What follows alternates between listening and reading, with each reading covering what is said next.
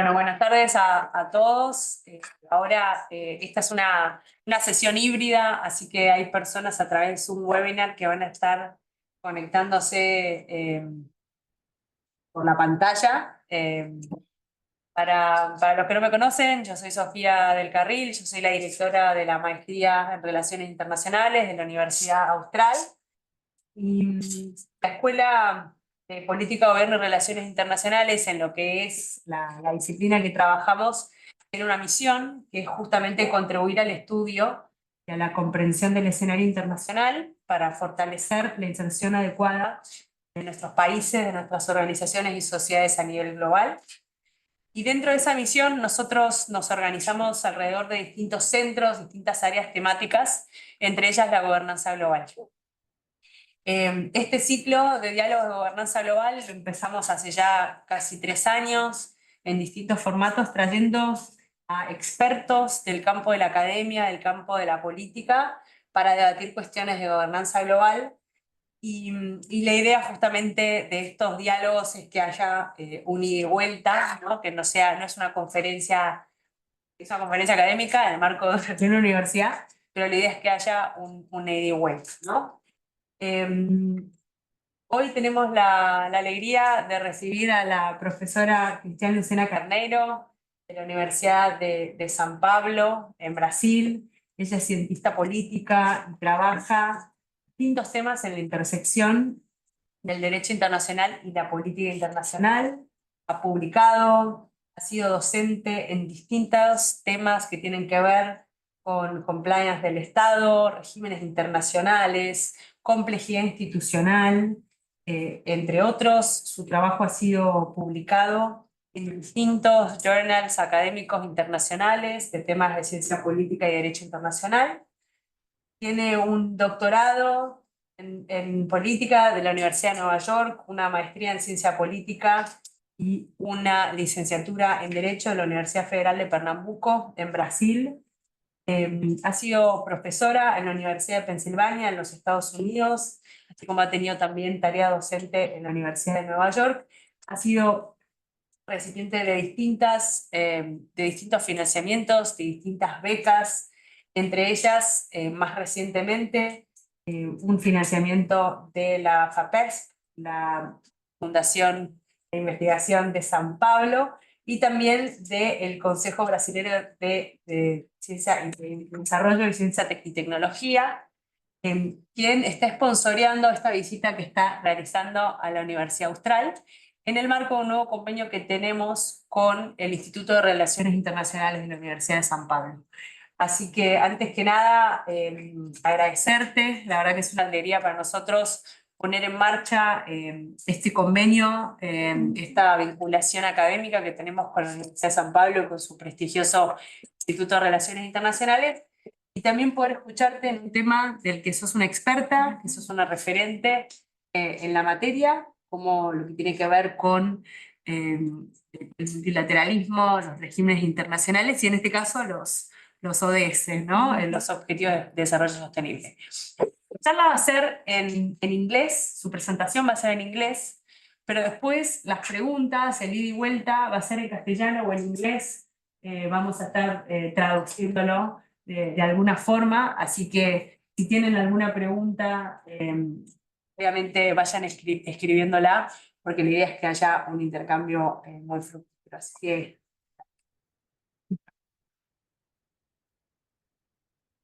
muchas gracias, Sofía. Es un gran placer estar acá. Mi español se termina un poco acá, ¿no? I love Spanish, but it's very hard for me to present properly in a speedy fashion. So I'm going to ask you to bear with me. But I totally understand your questions in Spanish, so feel free to write down your questions, and by all means, feel free to interrupt me if you need any clarification on what I'm going to present. It is really a great pleasure to be here. This is my second time, I believe, at Austral. And these conversations have led to this exchange agreements between International Relations Institute and the University of São Paulo and la Escuela de Gobierno era Austral. And we have a variety of ideas to implement in the context of this exchange agreement. So it's really an honor to be here today and to share with you a little bit of this research project that is new, right? So forgive me if the ideas are somewhat disconnected, but what I'm bringing to you is the skeleton of what may become a book project,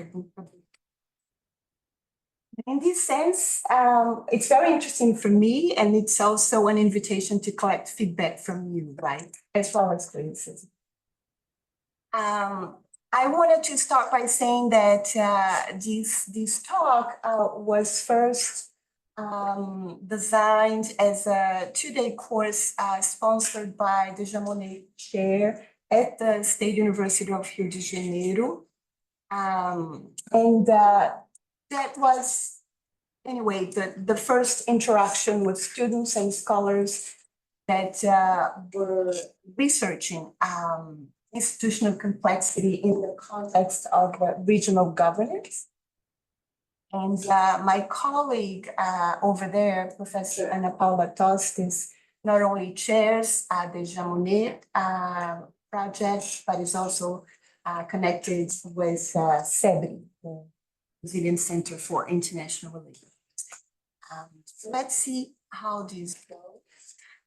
This is a brief outline of what I will be talking about. Sofía has my slides, and she's more than welcome to share them with you at any. At the very end, there is a list of references. So every work that is cited here at the end.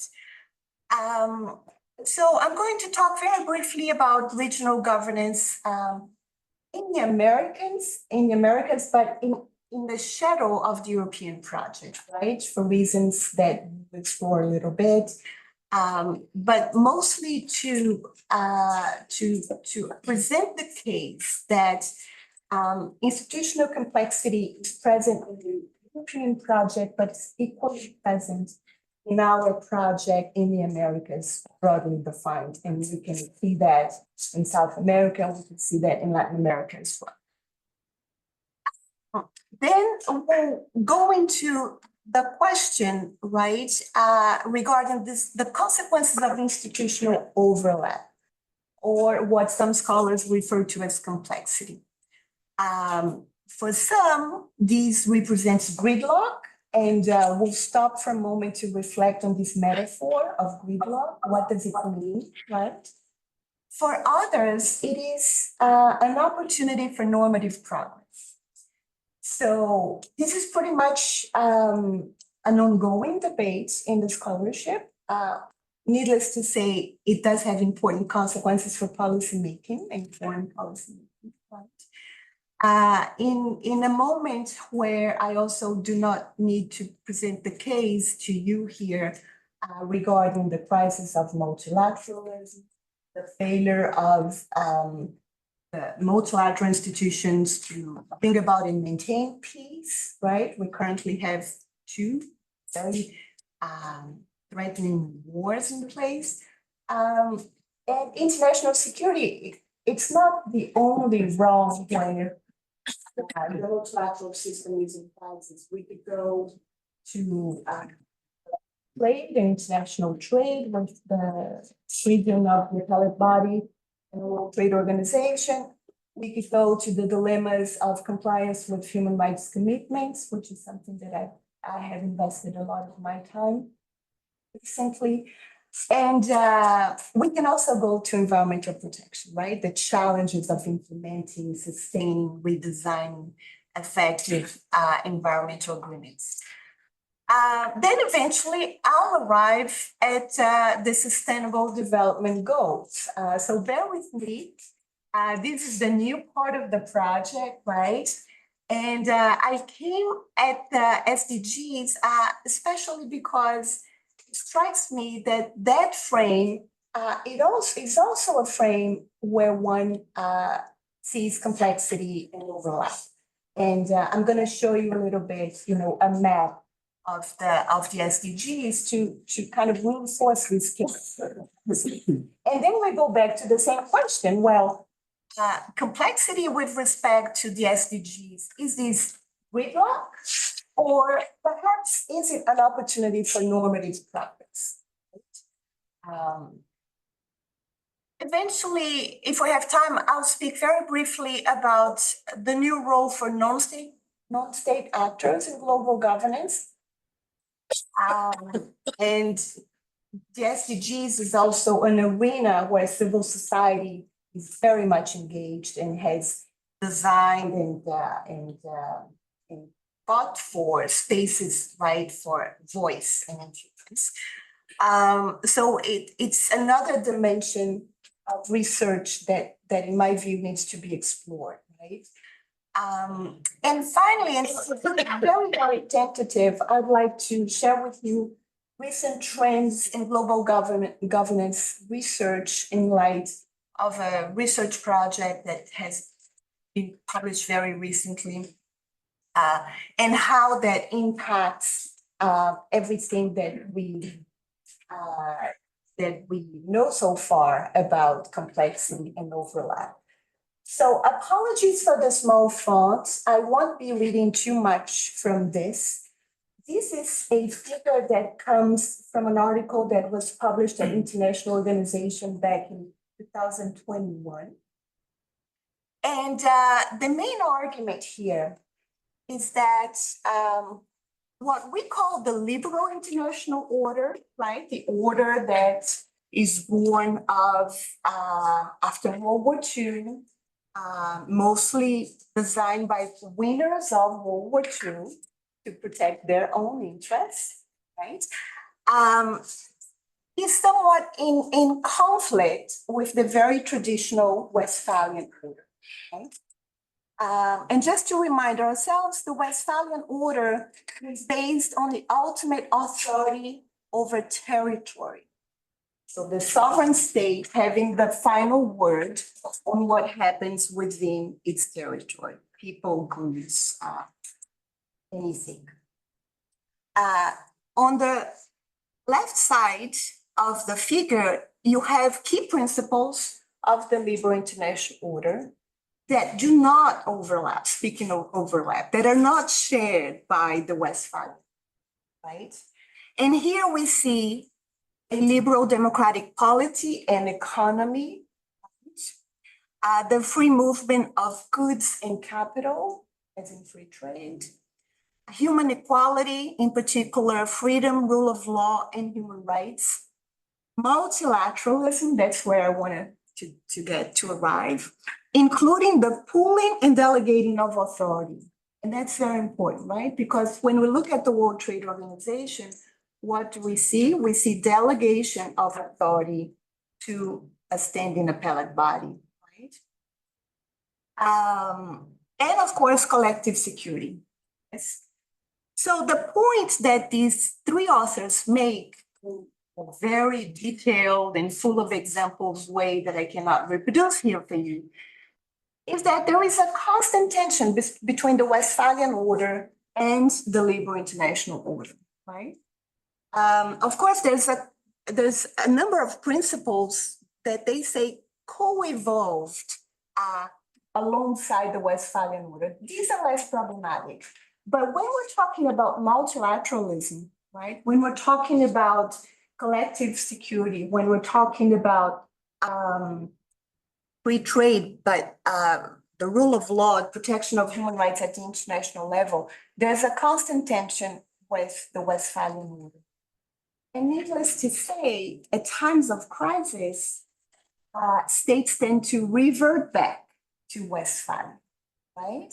To the detriment of the very same multilateral institutions, multilateral systems that they themselves, the states, had signed onto in the beginning, had designed in the first place. So it is in this context of tension between the Westphalian order and the liberal international order that our multilateral institutions develop and expand, right? Often towards greater complexity as in the overlap of mandates and membership. And I'll say a little bit more about that in a minute. So regional governance in the Americas.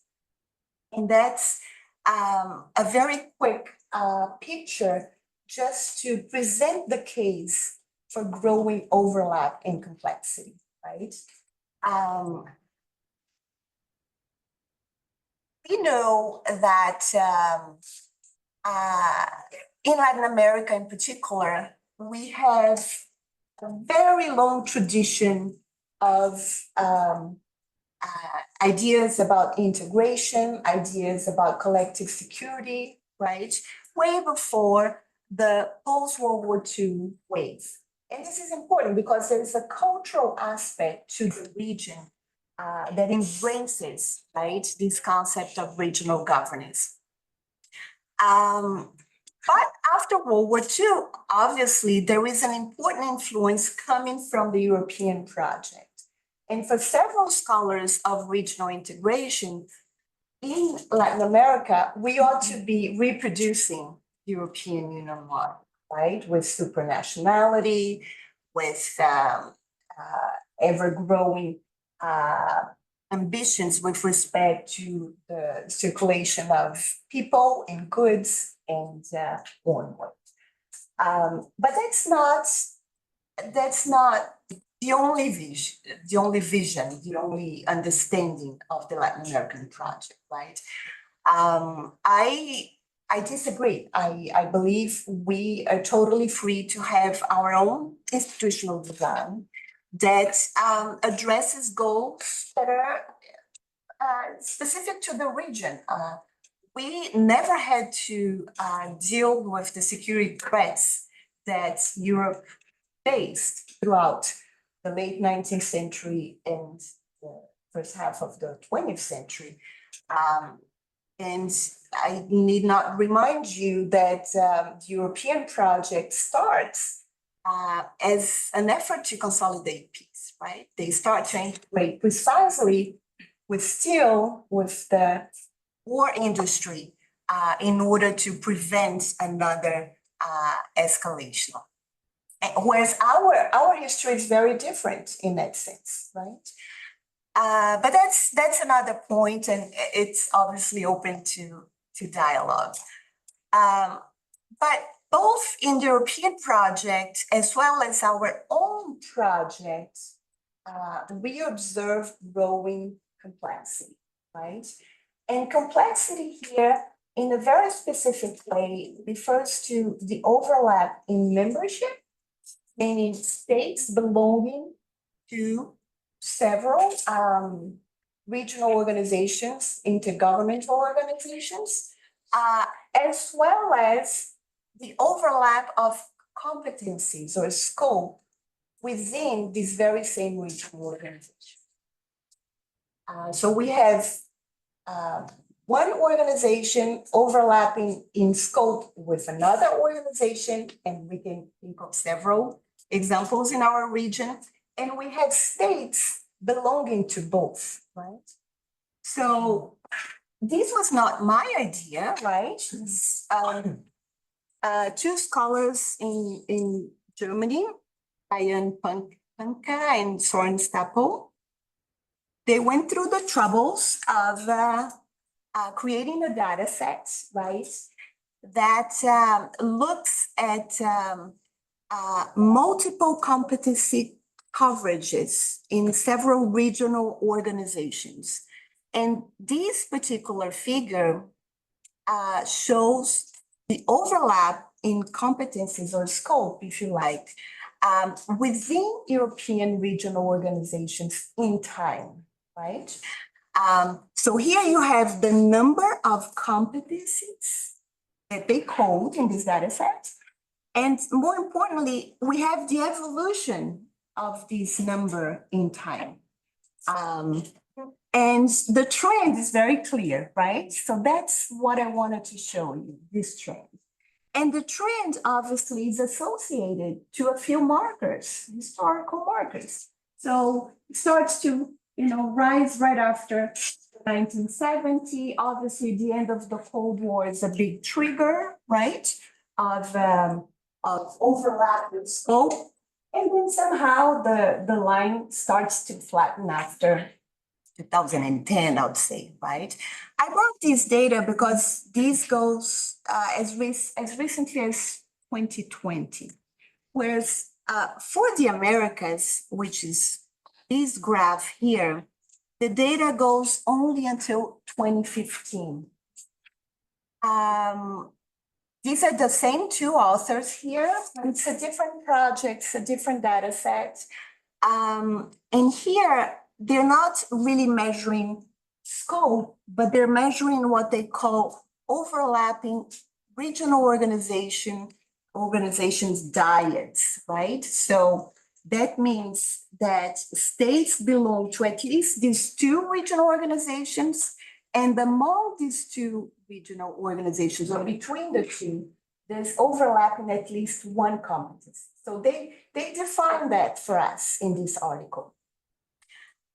What is interesting, and here it's data for the Americas, right? So it includes the United States, Central America, South America, but the trend is very similar to what we saw with the previous graph, right? That's what I wanted to emphasize for you. To document what intuitively we all know, right? This next graph focuses more directly on policy scope. And I'll say a couple of things about this in a moment, right? This is yet another data set. The regional organizations competencies data set, ROCO. So here, the curve is a little different, but the trend is the same. It goes up, and the triggers, coincide somehow. The post Cold War era and all of these things that we kind of would anticipate. This graph is also important because the literature around these data, right, has now come to the conclusion that complexity, in other words, overlap, happens primarily in terms of scope.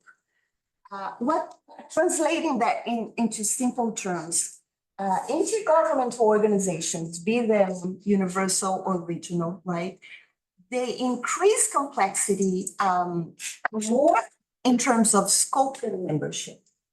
Needless to say, some of them are limited in their membership because of their own missions, right? But it's very easy to increase my scope. All of a sudden, I'm dealing with this and that and the other, and we see a web, right, of competencies generating more and more complexity. So I also always want to share this data because this is available and very useful for those of us who want to derive hypotheses, to kind of engage with this literature on more specific questions, right? So I was told that there would be a group of undergraduate students in the room. They're coming. I know they're late. I had a chance to meet them. They're fantastic. Actually, I was there when Sofía was teaching, and they all raised their hands and everything. Right? So this question was more for them than for you. But the idea here is to ask yourself, right, intuitively, what do you think, right? Is institutional overlap a good thing? Would you say it's a good thing? Or is it a bad thing, right? And you can keep the answer for yourselves. But I think all of us, we come to this research agenda with preconceived ideas, right? And I think it is important to put those preconceptions on the table, just so that we become more aware of them, right? For those of you who are very skeptical of overlap, you're not alone, yes?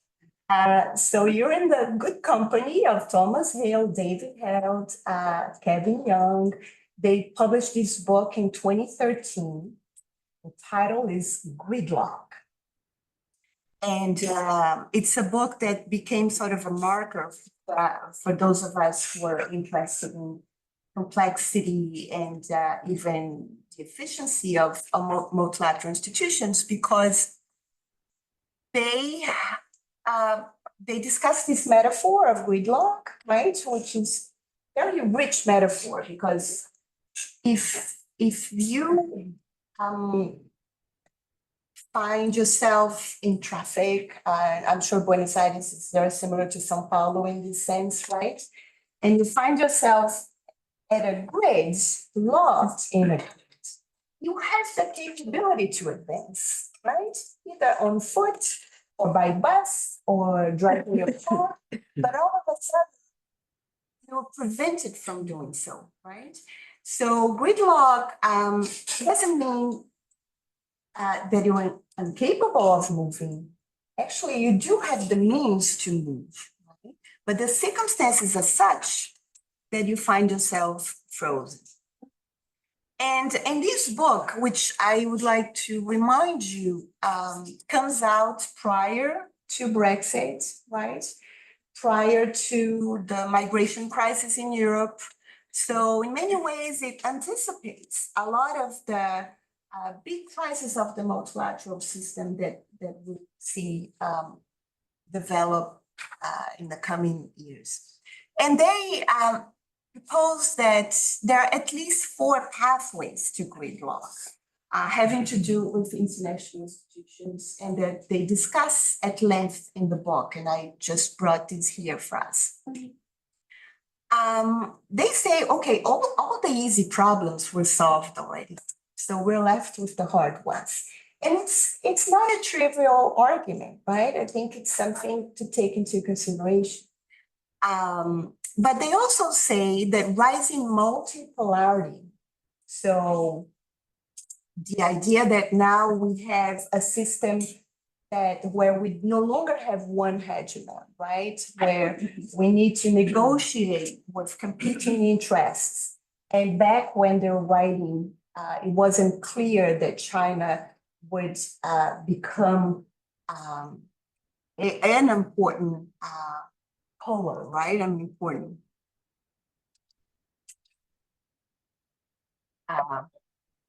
player in international politics. They also discussed institutional inertia. So the role of international bureaucracies in procrastinating, not because they deliberately want to procrastinate, but because of their own bureaucratic culture and the problems of, again, advancing their knowledge and addressing the new nature of the problems and reinventing themselves in order to focus on new solutions, sometimes solutions that have to do with scientific uncertainty, especially in the realm of environmental protection. And finally, fragmentation, right? So how the coordination at the multilateral level has become so difficult, given the level of fragmentation of international institutions. In the book, they have chapters that will look into the pathways and how they operate within the 4 major areas of international politics. So, very interesting conversation. But a negative view of complexity, of overlap, right? For them, we need to reorganize that. We need to create hierarchy. We need to rationalize this space. And in juxtaposition to the scholarship around this book, they were not the first ones and certainly not the last ones. There's a core group of scholars that embrace this idea of overlap as problematic. So overlap is seen as a synonymous of gridlock. It brings about inefficiency. It is behind the breakdown of certain processes, of certain agreements.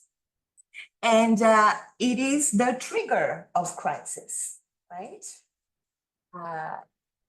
Some of the crises we already talked about here today, wars in terms of international security, the dilemmas of addressing climate change, problems of compliance with human rights, the deadlock of the appellate body in the World Trade Organization. These are some of the examples, right?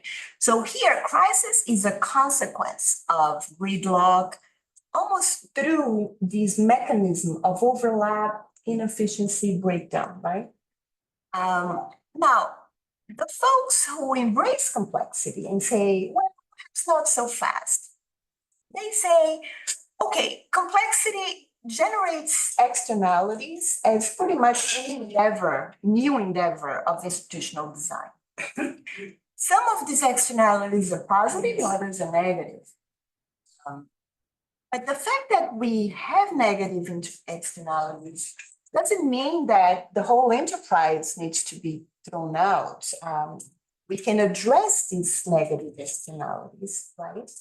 And these new scholarships, they actually say that in the process of first identifying the negative externalities, but also discussing them and trying to address them, we end up with normative progress. We end up advancing the normative proposal that was embedded in that complexity in the first place. So for them, complexity is almost like a window of opportunity to adapt. And in this process, one needs to renegotiate commitments and structures and goals, right? And when I say one, I mean the international organizations, intergovernmental organizations involved. They have agency, right? They speak.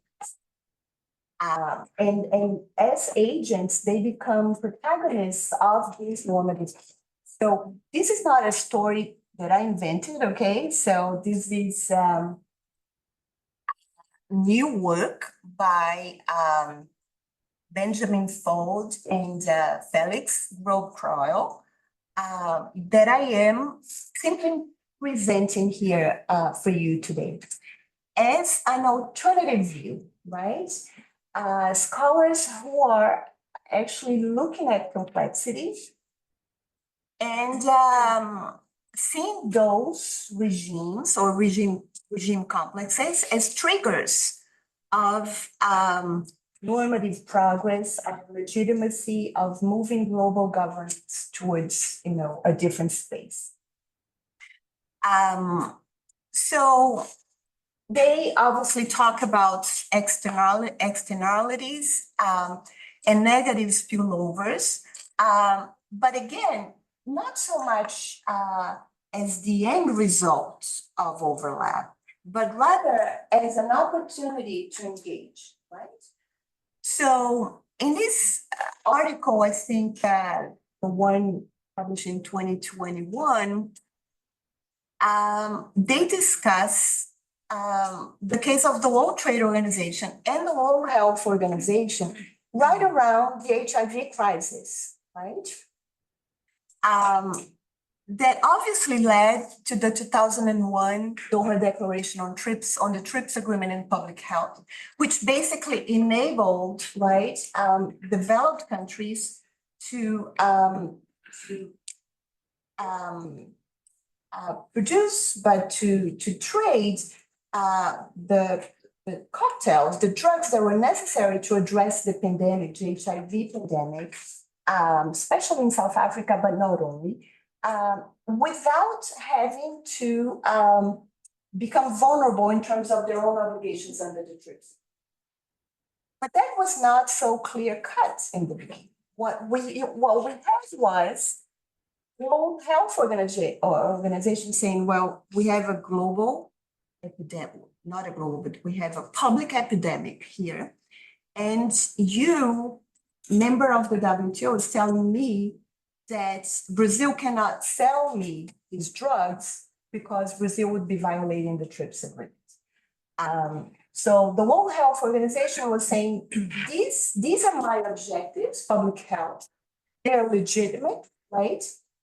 And of course, the World Trade Organization and TRIPS was saying, well, I have reasons to protect pharmaceutical patents, right? These are my objectives. They're legitimate. States signed on to them, right? So what you have here is two competing objectives, both valid, right? And what these authors are saying, and they elaborate a lot more, obviously, than I'm able to do here, is that this tension creates a window of opportunity for people to come to the table and negotiate or renegotiate their objectives, right? In this particular example, the 2001 declaration allowed for waivers to be negotiated that would address that crisis momentarily, right? But that led to an amendment of the TRIPS agreement in 2017, 16 years later. An amendment that required the consensus of all members of the WTO. So now the core of the Doha Declaration, which was the possibility of negotiating waivers on a case-by-case basis, is enshrined into an amendment. Very hard to negotiate, right? And that's what they propose would be a good example of normative progress, right? These two sort of converging, meaning these two, the World Health Organization, the WTO, converging towards an understanding, yeah, in the realm of public health. Well, in this article, they are very interested in the process, right? The mechanism behind this renegotiation. And a core component of that is the idea of normative legitimacy. So yes, there's normative progress, but that progress has to be legitimate. And they present three components of that equation, if you like. First, the pursuit of governance goals, as in their own institutional objectives, right? So the TRIPS agreement has an objective. World Health Organization has their own objectives, and these two are pursuing their own objectives, which themselves have, legitimacy. The decision making, or what we're calling the renegotiation process itself has to be legitimate as well, right? And here they talk about the democratic qualities of this decision making process. Who are the stakeholders, the civil society has a voice in the process, and so on. And finally, the interinstitutional justificatory practices involved, right? So in a nutshell, you have overlap or complexity that sometimes generates conflict, tension, right? This is viewed in the literature as a political opportunity structure, again, to advance the mandates to renegotiate through a process of interinstitutional justification. So I'm going to bring to the table, right? What is the rationale behind my objectives in order to be able to negotiate and not completely distort these objectives. And finally, the end result is normative progress. Well, I forgot to tell you, when I first presented that in Rio, the whole thing was in Portuguese. So there's some Portuguese here today because of that. So I said I was going to talk about the the Objetivos de Desenvolvimento Sustentável, the SDGs. So here they are, right? It's 17 of them altogether, but sometimes we forget there are 169 targets, right? So we have the goals and we have all these targets associated with each one of the 17 goals. And that's the origin, if you like, of complexity in this arena. Example, objective number 12, okay, which is here on the right, sustainable consumption and so on. One of the targets associated with ODS 12, SDG 12 is here for you, right? The idea of reconciling consumption pattern with public health. Obviously, this comes in touch, with objective number 3, guarantee of access to health, and with the goal of promoting the well-being of all individuals throughout their lifetime and so on. I don't have the exact language here. So by looking at one objective, one can see how it connects not only with the other SDGs, but also eventually with targets associated with each one of these SDGs, right? This map is by David LeBlanc, so it's already available in 2015, right? And somehow it's been sitting idle because I hadn't seen really anybody look at this from a complexity perspective, right? And what this particular figure shows is the links among goal 12 here at the center and other goals, right? So needless to say, some degree of complexity here.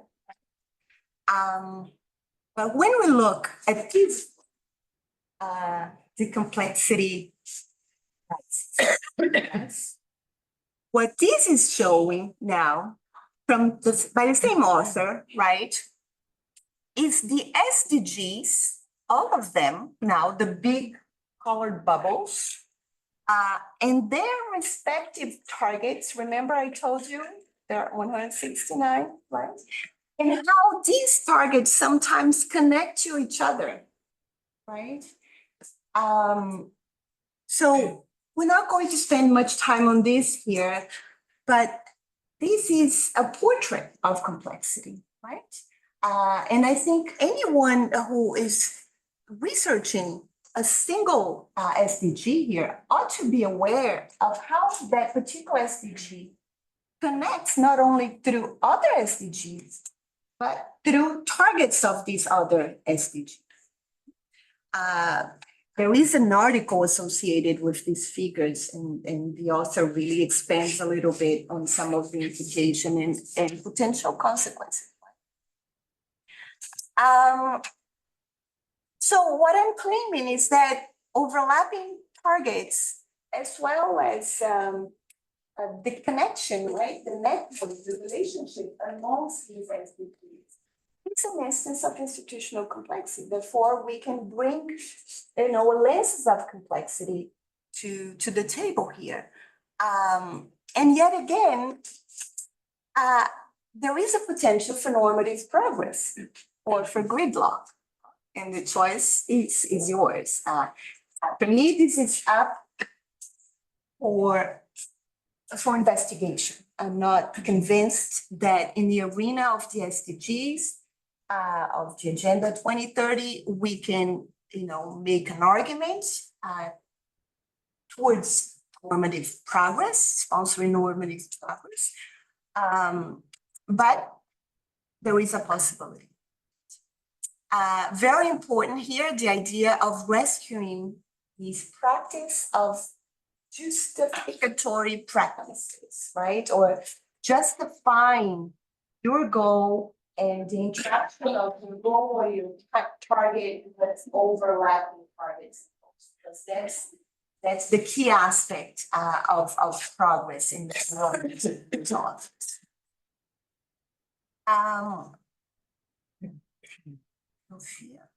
Okay. And then a couple of words on civil society and the Sustainable Development Goals, as I promised in the beginning, and then I'm going to stop very shortly. There is a growing, booming literature on non-state actors and global governance. And those of us who studied the Agenda 2030, study multilateralism, are increasingly being made aware of this space that civil society has fought for and has somehow established for itself, right, in this agenda. But the scholarship is only beginning to understand the consequences of this engagement of civil society. For questions of efficiency, compliance, renegotiation, as well as gridlock. Okay. And in this regard, there's one article, very interesting, published in 2019 by these two women, Beth Simmons and Cosette Kramer, where they look into the practice of reporting under the UN periodic review system on rights, right? The UPR. And it used to be up until then that nobody took that reporting very seriously, right? As very few people took the Human Rights Council very seriously. In this particular article, they do an empirical analysis and they retrieve all reports, state reports, but as well as reports from civil society, both domestic organizations, as well as what they call international civil society, Amnesty International, Freedom House, and so on. And they take a closer look at the prohibition of torture. And they find empirical evidence, right, that reporting by first of all, that reporting by states is associated with a decrease in the practice of torture on the ground. And that is controlling for everything that the literature understands that impacts state repression. But then they find, so it's always better to report than to not report. Even if it's a report from Iran, they make the case, it is important that the state go out there and present its report. Because then there's a window of opportunity for civil society to counter the facts in that report. That's the mechanism that they explore in this article. So the second important empirical finding is that reporting by civil society, both at the international level, but as well as the domestic level, where it exists, right? There aren't too many civil society organizations reporting North Korea, but in some instances, they exist. So reporting by civil society is also associated with a reduction in repression. So to my knowledge, this is the first piece of scholarship that says, look, civil society does have a role in this justificatory practice, if you like, right? By engaging with state actors, by engaging with intergovernmental organizations themselves, because they have agency, right? So they began to address the mechanisms, but there's like a wide window of opportunity here to do more work on the mechanisms behind this impact of civil society obviously they're talking about the prohibition of torture, but we could take that anywhere, right? We could take that to the SDGs as well, to investigate the role of civil society. And finally, as a Brazilian, I would like to leave you with an optimistic view of the world, right? Which I borrow from an article that I just read a couple of days ago. She is a professor at Penn, and she studies international organizations and institutional complexity and so on. And she, in this article, she's defending, this is a special issue that is coming out with the review of international organizations. And she's writing the introductory piece, right? And she ends this article by saying that a life cycles perspective suggests that our current crisis in international governance is not only recognizable, but also surmountable. She is basically defending that we look at intergovernmental organizations, multilateral organizations in their life cycle, right? By somehow zooming out of the very specific crises that occupy our minds in any particular point in time. So instead of looking, for example, at the appellate body of the WTO that has started to kind of confront trade interests of the United States back in 2011 during Obama, right? Perhaps we ought to look at international trade throughout the 20th century. Right? And when we zoom out, the impact of multilateral institutions will be different than the crisis itself that we're facing right now. And by doing that, this life cycle approach that she defends sees crisis not as the end result, right? But again, as an opportunity to renegotiate, including to redesign mechanisms, institutions, and so on, right? And that's very new because this life cycle approach is common in business administration and economics. One studies firms, right, private enterprises as entities that have a life cycle, apparently, she says. And she borrows this metaphor, this accumulated knowledge, right? And suggests that we can shed light on the crisis of multilateralism by using a life cycle approach. So I leave you with that and happy to take questions. Thank you.